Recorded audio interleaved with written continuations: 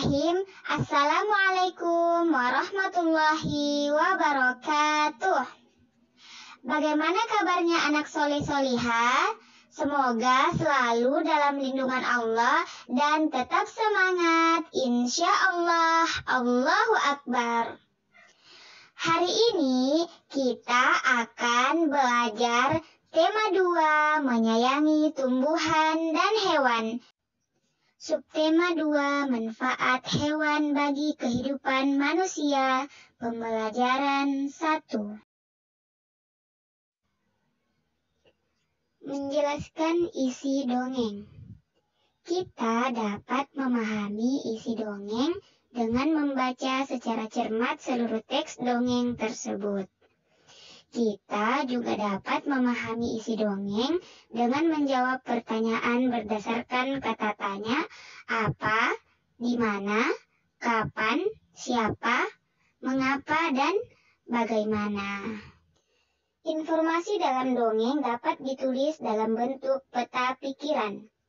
Peta pikiran membuat orang yang membacanya akan lebih mudah memahami dan mengingat isi dongeng. Informasi dalam peta pikiran ditulis dengan bahasa yang singkat dan mudah dipahami. Kisah kucing kecil. Seekor kucing kecil sedang berjalan di ladang pemiliknya. Ketika ia mendekati kandang kuda, ia mendengar binatang besar itu memanggilnya. Hai kamu kucing kecil, kamu tahu pemilik ladang ini mencintai saya lebih dari hewan lain di sini. Kamu tahu kenapa? Itu karena aku bisa mengangkat beban yang berat untuknya. Kamu kucing kecil tidak bisa apa-apa. Kata si kuda meremehkan. Kucing kecil itu pergi dari kandang kuda sambil menunduk sedih. Setelah berjalan, ia menemukan sebuah kandang sapi. Sapi itu berkata, "Saya adalah hewan paling terhormat di sini. Pemilik ladang membuat susu dan keju dari susu saya. Kamu tentu tidak berguna di sini, kucing kecil." Si kucing kecil kemudian berjalan lagi. Ia semakin bersedih karena merasa tidak berguna. Ia duduk dan menangis. Tidak lama kemudian, seekor kucing yang sudah tua menghampirinya. "Mengapa kamu menangis, kucing kecil?" tanyanya lembut. Si kucing kecil pun menceritakan semua hal yang dialami kepada kucing tua. Dia merasa tidak berguna dibandingkan semua hewan peliharaan tuannya yang lain. "Memang benar, jika kamu tidak bisa mengangkat beban yang berat dan menghasilkan keju untuk tuanmu," kata si kucing tua. "Namun, kamu harus menggunakan kemampuanmu yang diberikan Sang Pencipta untuk membawa kebahagiaan bagi tuanmu." Si kucing kecil pun berhenti menangis. Ia berterima kasih kepada kucing tua. Malam itu, pemilik ladang terlihat lelah. Kucing kecil pun menghampirinya dan menjilati kaki tuannya. Kucing kecil itu pun melompat ke pelukan tuannya. Sang tuan tertawa melihat tingkah kucing kecil. Ia berkata, Meskipun saya pulang dalam keadaan lelah, namun kucing ini membuat saya tertawa. Kamu adalah hewan berharga di sini. Kata pemilik ladang. Sejak itu, kucing kecil tidak pernah bersedih lagi.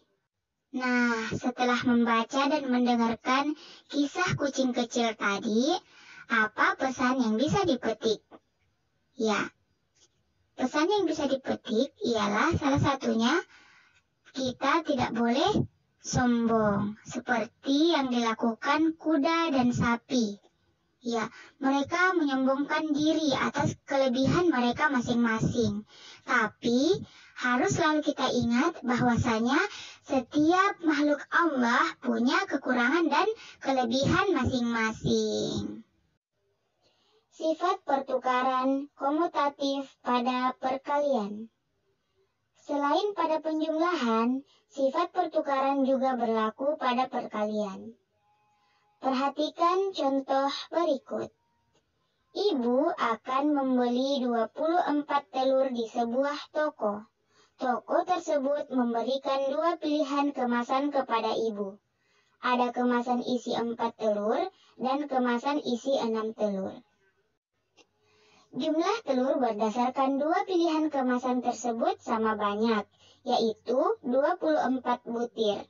Jadi, hasil perkalian 2 bilangan tetap sama, walaupun posisinya ditukar. Secara umum, sifat pertukaran pada perkalian dapat ditulis A kali B sama dengan B kali A, dengan A dan B bilangan cacah. Memahami gerakan hewan di lingkungan sekitar. Kita dapat meniru dari gerakan makhluk hidup di sekitar. Misalnya, gerak meniru gerakan hewan. Ada berbagai jenis gerakan hewan.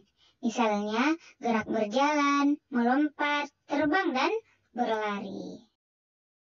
Denny senang mengamati tingkah laku ayam-ayamnya.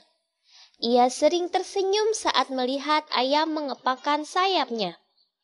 Ia mencoba mengikuti gerakan ayam mengepakkan sayap. Yuk, kita melakukan gerakan seperti ayam mengepakkan sayap. Langkah pertama, berdiri tegak. Kemudian, tekukan kedua siku di samping badan. Lalu, gerakan siku yang ditekuk ke atas dan ke bawah dengan perlahan. Yang keempat, gerakan ke atas dan ke bawah makin lama makin cepat. Dan yang terakhir, lakukan gerakan ini bersama-sama dengan temanmu. Bayangkanlah gerakan kupu-kupu sedang terbang. Lakukanlah gerakan kupu-kupu yang sedang terbang dengan cepat. Alhamdulillah, sekian video pembelajaran kali ini. Semoga bermanfaat. Banyak kekurangan kakak mohon maaf. Selamat belajar dan tetap jaga kesehatan. Semoga senantiasa mendapatkan kemudahan dari Allah Subhanahu wa Ta'ala. Wassalamualaikum warahmatullahi wabarakatuh.